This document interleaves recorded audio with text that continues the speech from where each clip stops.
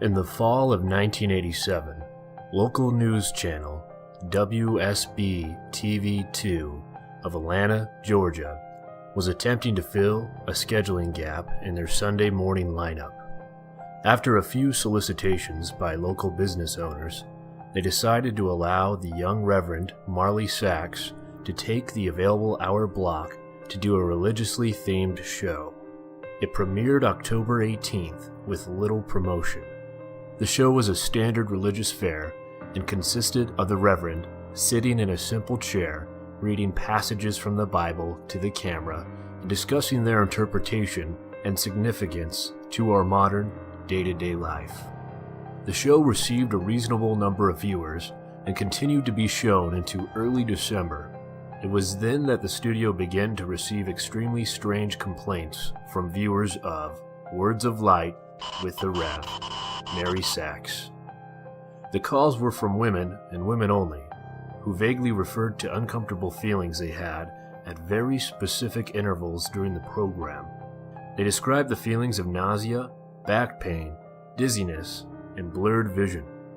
These callers, for no discernible reason, were convinced that it was the viewing of this program that was causing these symptoms. It was later determined, after 3 weeks of complaints, that these feelings were happening at roughly 12-minute intervals during the course of the program. The small studio staff checked all recording equipment, both audio and video, and found nothing faulty. When the Reverend was made aware of these incidents, he merely shrugged and stated cryptically that some can't handle the voice of God. The head of the studio, at a loss to explain the cause of these complaints, decided to continue running the program. In February, viewership had dropped sharply, and it was decided to pull the plug on the show. The studio head figured it would be more prudent to spend as much time as possible that had the other 2 local news networks abuzz. The miscarriage epidemic. Starting sometime in November, the number of healthy pregnant women miscarrying in the Atlanta metropolitan area had reached over 300. The CDC could find no discernible cause for this terrifying occurrence. The Reverend took the show's cancellation with what could only be described as abject indifference. When informed, he made no protest, merely nodded, almost knowingly. He left the studio after the last episode was filmed without so much as a word and dropped off the face of the earth.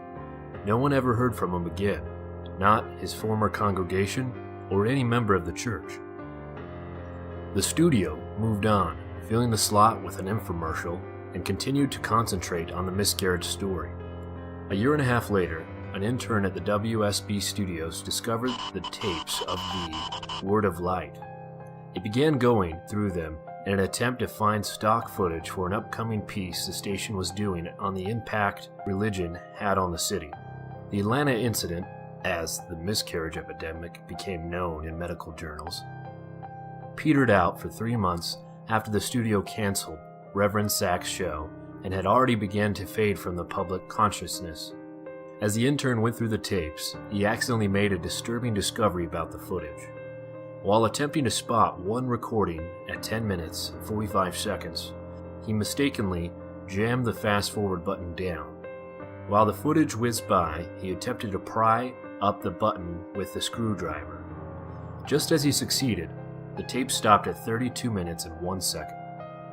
The intern actually fell out of his chair when he looked up at what was frozen on the screen, the image of a badly decomposed, severed head filling up the entire frame. After he collected himself, he moved the film back a few frames, then forward, and realized that his mind was not playing tricks on him.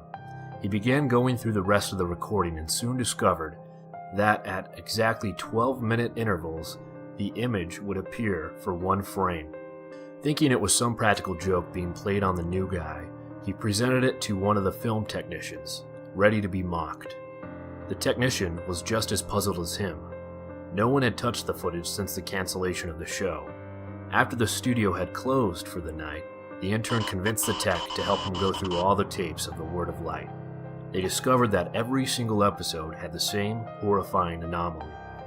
They also realized that as the show progressed, The image had become more disgusting, as maggots began to eat away at the loose flesh and pieces of hair, and skin seemed to have fallen off exponentially.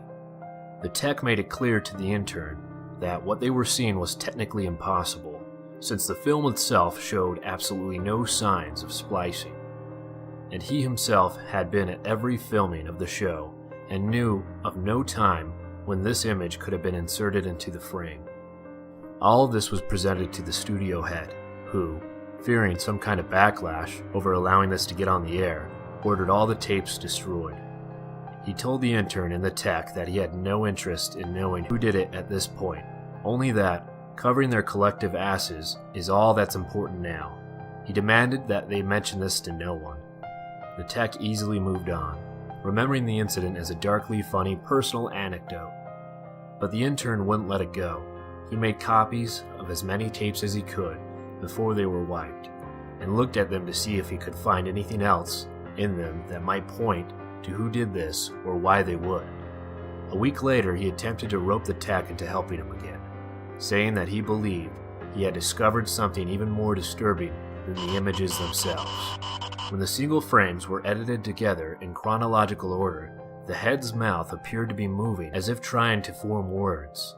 The tech, fearing for his job, told him to get rid of the copies and did not talk about it again. A week later, police responded to a 911 call made by an elderly woman in one of the Atlanta suburbs at dusk. She had heard horrible noises coming from her next-door neighbor's house, where the young couple lived. She told the emergency responder that the wife was pregnant and that she was terrified that something had happened. When the officers arrived to the scene 20 minutes later, they found no lights on in the windows and the front door ajar. They moved in slowly and made their way into the living room. Inside, they found a young woman, dead, with her abdomen slashed open. The wound was jagged, and a trail of blood led from the body to the couch on the far end of the room. There sat her husband, the studio intern, naked, the corpse of his unborn child at his feet, dying. In his hand, he held a rusty piece of metal siding he had used to gut his pregnant wife. The television was on and playing an 18-second loop of silent footage of a decomposing head mouthing some unintelligible words. The story at the police precinct to this day goes that the intern kept saying under his breath, over and over again, as they led him away, "The light of God calls them." Mr. Evil Deeds here. If you liked what you heard, please subscribe, like, and share. It helps out the channel a lot. Thank you.